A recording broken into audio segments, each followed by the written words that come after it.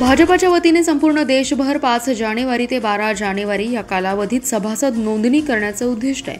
त्याअंतर्गत सांगली आणि मिरज विधानसभा मतदारसंघामध्ये आज संपूर्ण दिवसभर प्रत्येक बूथवर सभासद नोंदणी अभियान संपन्न झालं। सभासद नोंदणीच्या पार्श्वभूमीवर सांगली विधानसभा मतदारसंघात 315 बूथ आणि मिरज विधानसभा मतदारसंघात 307 बूथ अशा 622 बूथवर बूथ प्रमुख, शक्ती केंद्र प्रमुख, पन्ना प्रमुख यांच्या बरोबरीने सर्व जिल्हा कार्यकारिणी सदस्य, आजी माजी नगरसेवक, आजी माजी जिल्हा परिषद सदस्य, पंचायत समिती सदस्य, सरपंच, ग्रामपंचायत सदस्य, सर्व पदाधिकारी या सभासद नोंदणी कार्यात सहभागी झाले होते।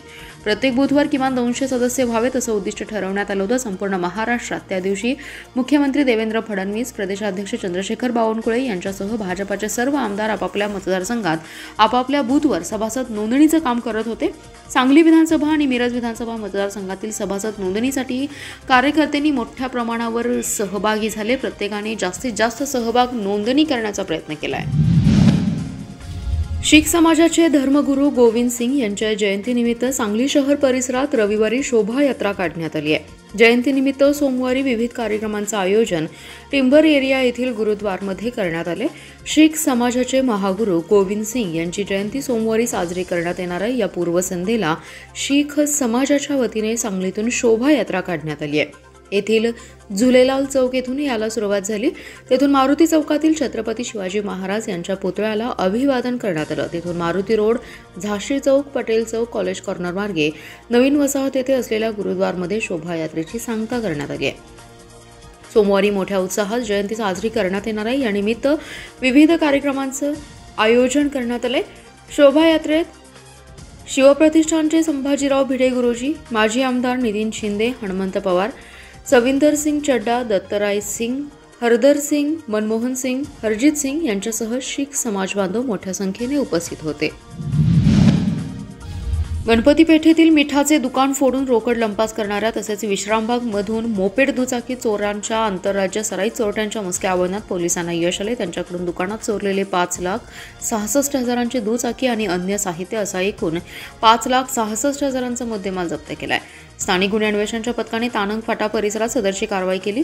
Suhel AJ. Liyakat Ali, SD. Irfan Ali, S. Dadapeer, BK. Mohammed Tayyab, Rehman Wali अशी अटक केलेल्यांची नावे आहेत। गणपती पेठेत रफिक कादर कच्छी यांचं मिठाचं दुकान आहे। 28 डिसेंबर रोजी रात्री 8 नंतर चोरट्याने त्यांच्या दुकानाने कुलूप तोडून कपाटातून रोकड लंपास केली होती। याबाबत कच्छी यांनी सांगली शहर पोलीस ठाण्यात फिर्याद दिली होती। या चोरीचा तपास करत असताना गुन्हे अन्वेषण पथकाला तानंग फाटा परिसरात तिघे संशयित काळ्या रंगाच्या मोपेडवरून संशयितरित्या फिरत असल्याची माहिती मिळाली। पथकाने त्या ठिकाणी सापळा रचून तिघांना ताब्यात घेतलं। तिघांची पंचांसमक्ष अंगझडती घेतली तेव्हा बी.के. मोहम्मद याच्या पाठीवर असलेल्या सॅकमध्ये रोकड आणि लोखंडी कटावणी मिळाली। रोख रक्कम आणि मोपेडबाबत चौकशी केल्यानंतर तिघांनी गणपती पेठेतील बंद दुकान फोडल्याचं तसंच विजयनगर चौकातून मोपेड लंपास केल्याची कबुली दिली आहे। तिघांना रोकड मोपेडसह सांगली शहर पोलिसांच्या ताब्यात दिलं। दरम्यान सुहेल, एस.डी. इरफान अली, बी.के. मोहम्मद हे तिघेजण रेकॉर्डवरील गुन्हेगार आहेत। त्यांच्यावर दुचाकी, घरफोडीचे गुन्हे कर्नाटकात दाखल असल्याची माहिती पोलीस तपासात मिळाली। विधानसभेच्या निवडणुकीत काय घडतं, काय घडायला नको होतं याचा विचार करू नका। आता महापालिकेच्या निवडणुका तोंडावर आहेत, त्यामुळे पदाधिकाऱ्यांनी सज्ज राहिलं पाहिजे। बूथ कमिट्या मजबूत करण्यावर भर द्या असे आवाहन राष्ट्रवादी काँग्रेस शरदचंद्र पवार पक्षाचे शहर जिल्हाध्यक्ष संजय बजाज यांनी केले आहे। राष्ट्रवादी काँग्रेस शरदचंद्र पवार पक्षाचे प्रदेशाध्यक्ष जयंत पाटील यांनी 1 तास राष्ट्रवादीसाठी आगामी महाराष्ट्राच्या विकासासाठी ही संकल्पना मांडली आहे। या संकल्पनेतून दर महिन्याच्या पहिल्या शनिवारी पक्षातील सर्व सेलच्या पदाधिकाऱ्यांची बैठक घेण्यात येते। शनिवारी राष्ट्रवादीच्या शहर कार्यालयात 32वी बैठक शहर जिल्हाध्यक्ष संजय बजाज यांच्या अध्यक्षतेखाली झाली। या बैठकीला पक्षाचे मिरज शहर अध्यक्ष अभिजित हारगे, माजी नगरसेवक हरिदास पाटील, जुबेर चौधरी, वैशाली धुमाळ, छाया जाधव, अनिता पांगम, संगीता जाधव आदी जण उपस्थित होते। संजय बजाज म्हणाले, लोकसभेच्या निवडणुकीत पक्षाला चांगलं यश मिळालं, पण विधानसभा निवडणुकीत आपली पिछेहाट झाली। कार्यकर्त्यांनी विधानसभेत काय घडले, काय झाले याचा विचार करू नये। आगामी होणाऱ्या स्थानिक स्वराज्य संस्थांच्या निवडणुकीसाठी कामाला लागणं आवश्यक आहे। महापालिकेच्या निवडणुकीत आता काही महिन्यात होणार आहे, त्यामुळे कार्यकर्त्यांनी बूथ कमिट्या मजबूत कराव्यात असं आवाहन केलंय। महापालिका क्षेत्र स्वच्छ व सुंदर करण्यासाठी आता स्वच्छता कर्मचाऱ्यांबरोबर महापालिकेचे अधिकारी आणि कर्मचारी देखील स्वच्छतेच्या कामात हातभार लावतात।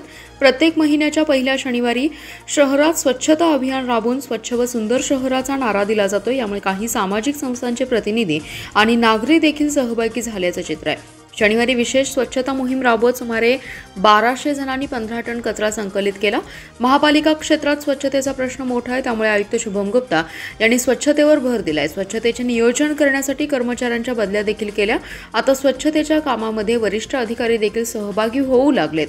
शनिवारी आयुक्त शुभम गुप्ता यांच्या मार्गदर्शनाखाली आणि उपायुक्त वैभव साबळे यांच्या नियोजनानुसार विशेष स्वच्छता मोहीम राबवण्यात आली। याचं नियोजन आरोग्य अधिकारी डॉक्टर रवींद्र ताटे यांनी केलं। सांगलीतील छत्रपती शाहू महाराज मार्ग, कुपवाड, चाणक्य चौक ते होळकर चौक आदी परिसरात ही स्वच्छता मोहीम राबवण्यात आली।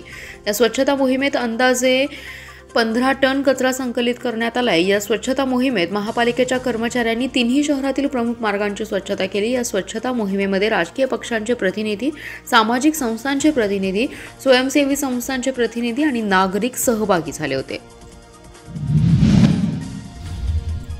राज्य शासन आणि महापालिकेच्या अर्थसंकल्पात सांगलीच्या पर्यटन विकासासाठी प्रतापसिंह उद्यान, आमराई विकास, कृष्णा नदीत स्काय वॉकसह शहर आणि परिसरातील पर्यटन विकासासाठी निधीची तरतूद करावी अशी मागणी भाजपाचे किसान मोर्चाचे प्रदेश उपाध्यक्ष पृथ्वीराज पवार यांनी मुख्यमंत्री आणि महापालिकेच्या आयुक्तांकडे केली आहे। त्यांनी याबाबत निवेदन दिले।